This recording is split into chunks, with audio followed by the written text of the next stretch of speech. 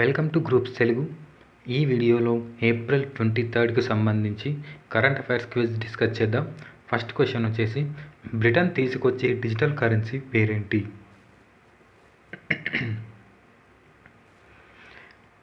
UK coin, Digibrit, Brit coin and Brit currency. Answer వచ్చేసి Brit coin. ఈ Britain తీసుకొచ్చే digital currency పేరు Brit coin. Bank of England, అక్కడి treasury department కలిసి ఈ డిజిటల్ కరెన్సీపై పనిచేస్తున్నాయి. బ్రిట్ కాయిన్ తీసుకొస్తే జరిగే లాభ నష్టాలను ఈ రెండు సంస్థలు కలిసి అంచనా వేస్తున్నాయి. ఈ కొత్త కరెన్సీ ప్రస్తుతం ఉన్న డిజిటల్ కరెన్సీకి కొత్త రూపం మాత్రమేనని బ్యాంక్ ఆఫ్ ఇంగ్లాండ్ చెప్పింది. బ్రిటన్ అనేది ఈ మధ్య ఇంకో విషయంలో వార్తల్లో ఉంది, అది వచ్చేసి బ్రెగ్జిట్. యూరోపియన్ యూనియన్ నుంచి యూకే విడిపోవడాన్నే బ్రెగ్జిట్ అంటారు. ఇంకో విషయంలో కూడా బ్రిటన్ వచ్చేసి వార్తల్లో ఉంది. యుఎన్ఎఫ్సిసికి సంబంధించిన COP26 సదస్సు ఈ బ్రిటనే నిర్వహిస్తుంది. ఈ నవంబర్లో జరగబోతుంది ఈ COP26 సదస్సు. ఇక్కడ యుఎన్ఎఫ్సిసి అంటే United nations framework convention on climate change, వాతావరణ మార్పులకి సంబంధించిన ఒక సదస్సు. ఇది COP అంటే COP, conference of parties. COP26 సదస్సు బ్రిటన్ నిర్వహిస్తుంది. ఇంకో విషయంలో కూడా బ్రిటన్ వార్తల్లో ఉంది, అది వచ్చేసి 5 ఐస్ అలయన్స్. ఈ 5 ఐస్ అలయన్స్ అనేది ఒక ఇంటెలిజెన్స్ సమాచారం పంచుకునే 5 దేశాల కూటమి. ఇక్కడ 5 దేశాలు వచ్చేసి America, Britain, Canada, New Zealand, Australia. ఈ కూటమిలో, ఈ 5 ఐస్ అలయన్స్ కూటమిలో చేరేందుకు జపాన్ ముందుకొచ్చింది. ఇంకో విషయంలో కూడా బ్రిటన్ వార్తల్లో ఉంది, అది వచ్చేసి comprehensive and progressive trans Pacific partnership, CPTPP.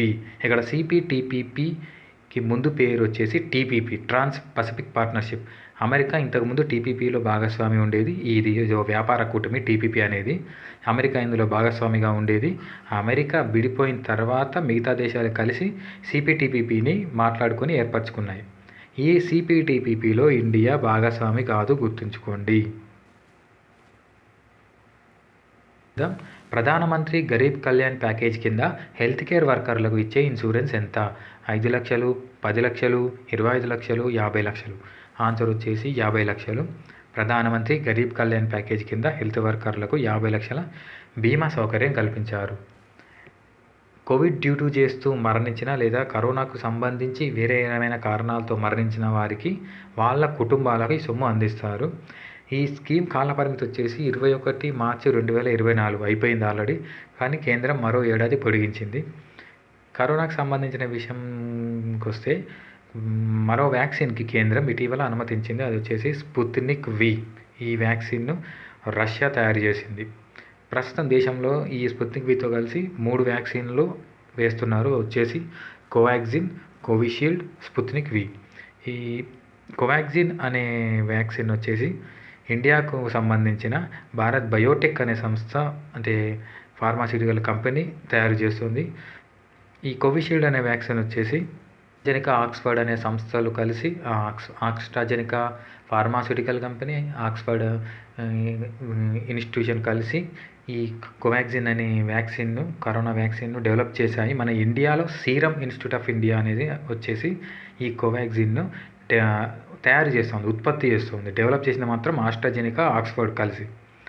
Next, ఈ కోవాక్సిన్ భారత్ బయోటెక్ డెవలప్ చేసిన కోవాక్సిన్ అనేది డబుల్ మ్యూటెంట్ పైన కూడా పనిచేస్తుంది అనేది ICMR, Indian council of medical research అనేది ఇటీవలే వెల్లడించింది.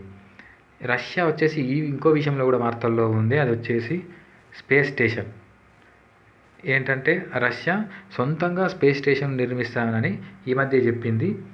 నెక్స్ట్, ఇంకో విషయంలో కూడా రష్యా వార్తల్లో ఉంది, అది వచ్చి S-400 defence missile defence systems. So next question discuss చేద్దాం.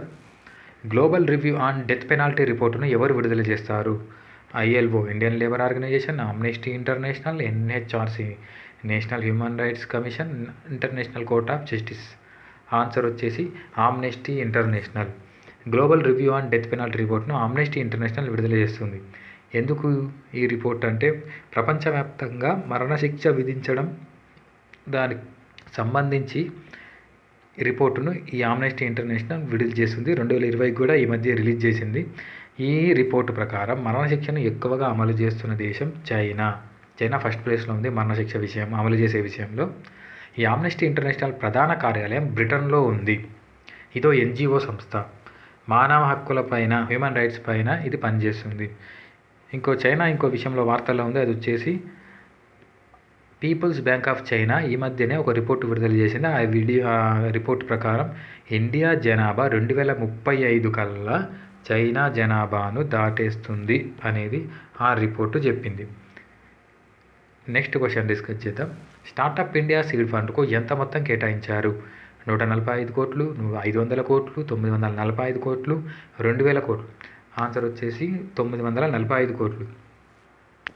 టైర్ 2, టైర్ 3 నగరాల్లో స్టార్టప్లకు ఊతమివ్వడానికి ఈ 945 కోట్లను స్టార్టప్ ఇండియా సీడ్ ఫండ్ కింద విడుదల చేశారు. ఇక్కడ టైర్ 1, టైర్ 2, టైర్ 3 సిటీస్ అని ఉంటాయి. టైర్ 1 సిటీలు వచ్చేసి దేశంలో 8 ఉన్నాయి. అవి ఢిల్లీ, కలకత్తా, చెన్నై, ముంబై, హైదరాబాద్, బెంగళూరు, అహ్మదాబాద్, పుణె. టైర్ 2, టైర్ 3 సిటీల గురించి మాట్లాడితే టైర్ 2 సిటీలు అనేవి 10 లక్షల కన్నా ఎక్కువ జనాభా ఉంటే వాటిని టైర్ 2 సిటీస్ అంటారు. 10 లక్షల కన్నా తక్కువ ఉంటే టైర్ 3 సిటీస్ అని అంటారు.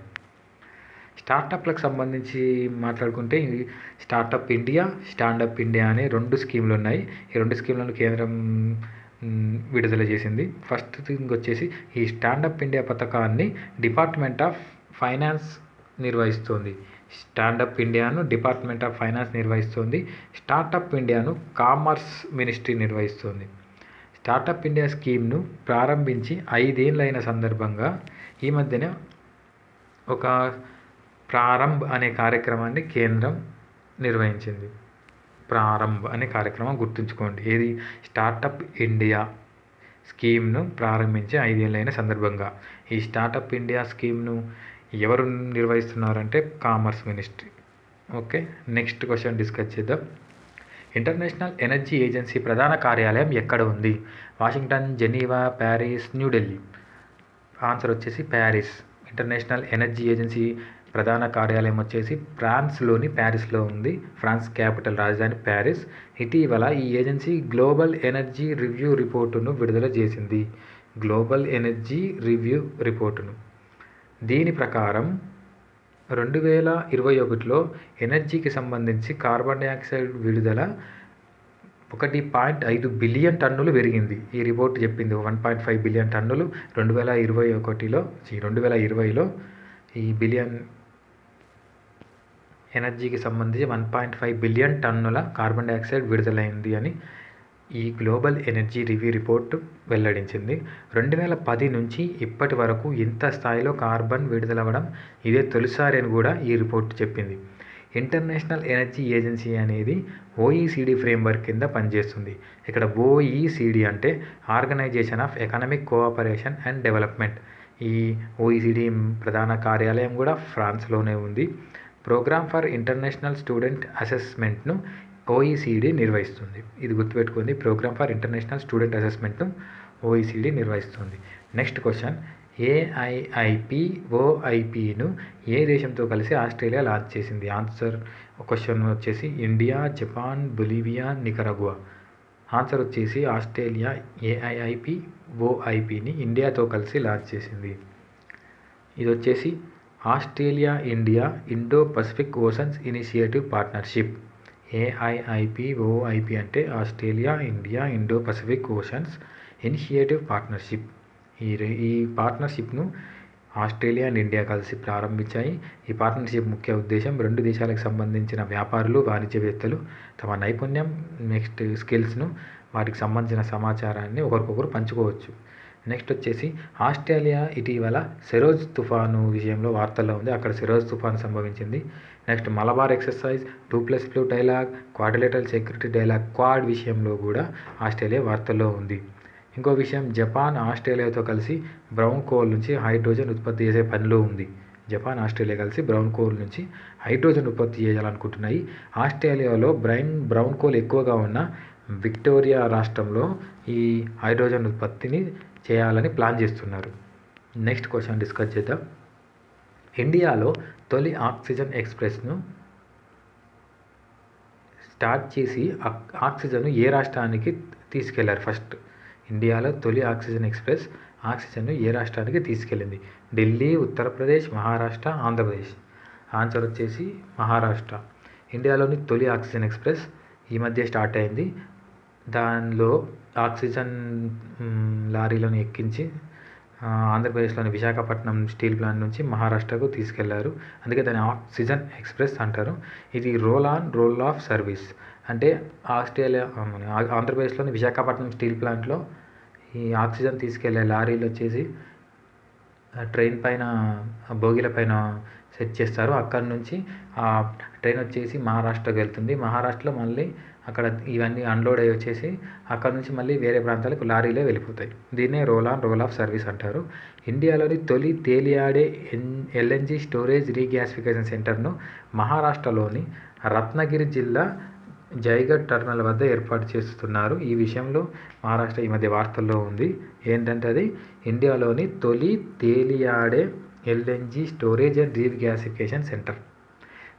ఇంకో విషయం ఏంటంటే పశ్చిమ సెంట్రల్ రైల్వే దేశంలో తొలి పూర్తి విద్యుద్దీకరించబడిన రైల్వే జోన్గా ప్రకటించబడింది. ఈ మధ్య ప్రకటించబడింది. ఇది కూడా గుర్తుపెట్టుకోండి. రైల్వేకి సంబంధించిన ఇంకో విషయం, పశ్చిమ సెంట్రల్ రైల్వే దేశంలో తొలి పూర్తి విద్యుద్దీకరించబడిన railway zone. Next question discuss చేద్దాం.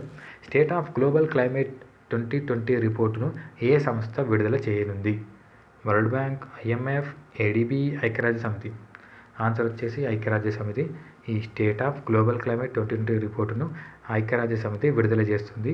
ఈ రిపోర్టు ప్రకారం ఉత్తర హిందూ మహాసముద్రంలో వచ్చిన అంఫన్ తుఫాన్ ఈ మధ్య బాగా వార్తల్లో ఉంది కదా. ఆ అంఫన్ తుఫాన్ వచ్చేసి చాలా పెద్ద ఎత్తున నష్టం చేసిన తుఫాన్లలో ఒకటి అని ఈ రిపోర్ట్ చెప్పింది. State of global climate 2020 report. దాని ప్రకారం ఈ అంఫన్ తుఫాన్ వచ్చేసి $14 బిలియన్ నష్టం చేసింది. ఇంకో విషయం, ఈ ఐక్యరాజ్య సమితికి సంబంధించిన విషయాల్లో ఇంకొకటి చెప్పుకోవాలనుకుంటే, ఈ మధ్య